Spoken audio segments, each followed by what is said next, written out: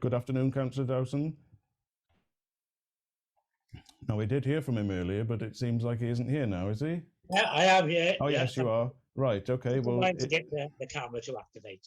Right, well, all right, I can see you and hear you, so yeah, you go in your own time. Thank you, Chair. Members of the committee, I realise you have a very difficult decision to make today on this planning application. The officer's recommendations is to approve it. That recommendation is based upon a predetermined checklist, one which does not consider certain practicalities and the depth of people's feelings who live in the area. Pembroke Dock's been the victim of many poor decisions made by the authority over the last 20 to 30 years.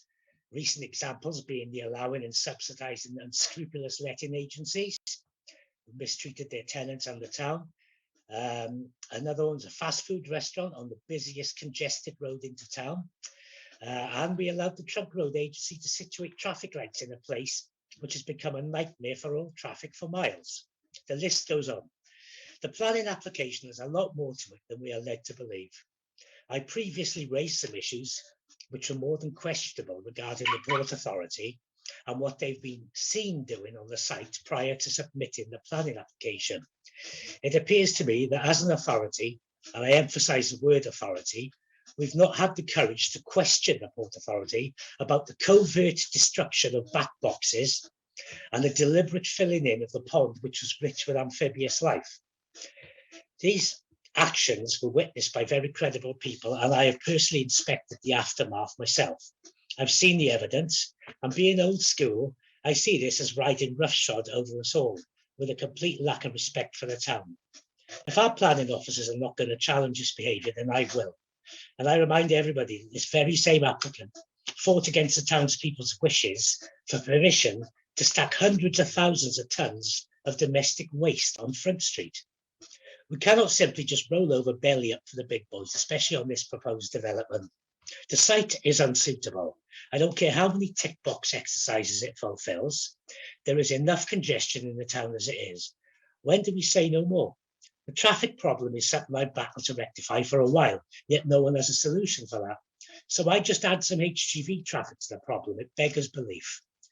The access road into the site is not made to sustain triaxle trailers turning at 90 degrees. If you ever get the chance to watch this manoeuvre, I suggest you do, as the three rear axles drag the tyres sideways, tearing up the... Oh, I lost my iPad. We got a nice view of the ceiling. Right. The axles go sideways. They tear up the road surface as it turns. There are at least 4 sections of road on the way into the site which require these type turns. The Asda filling station is constantly busy, with traffic in and out 16 hours a day. The traffic flow will be disrupted. The risk of explosion is a risk which really does exist, regardless of safety measures.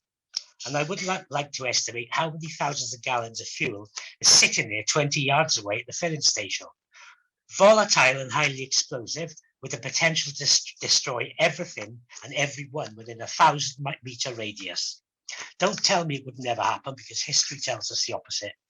Finally, I want to raise the most important mitigating factor and why you must not allow this application to proceed. Local people struggling to run small businesses nearby, a handful of industrial units, some traders have survived there for 30 years. Access is poor anyway, and the access route is narrow and difficult to navigate. This road is not being upgraded, it's not being developed, and the nearby business owners are not in mind. It will remain exactly the same. There are many reasons why customers will choose not to visit these traders once the tanker park is operational, and the main reason being the fact that the road is likely to be blocked throughout the day with HGV movements in and out of the site.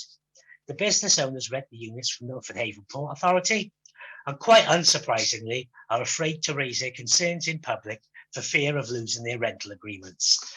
Logic dictates that if they are genuinely afraid to speak, there has to be a good reason for that fear in the first place. At the moment, I'm the only voice they have willing to protect their livelihoods and their futures. These are small business owners making enough to survive, nothing more.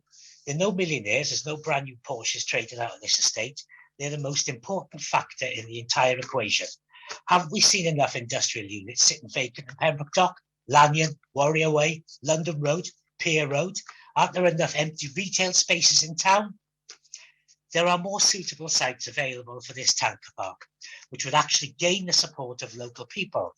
Destroying back boxes, filling in ponds, and destroying wildlife, ignoring local business owners, and generally disrespecting the wishes of the townspeople, town council, and heritage trust is not the way to work with the community.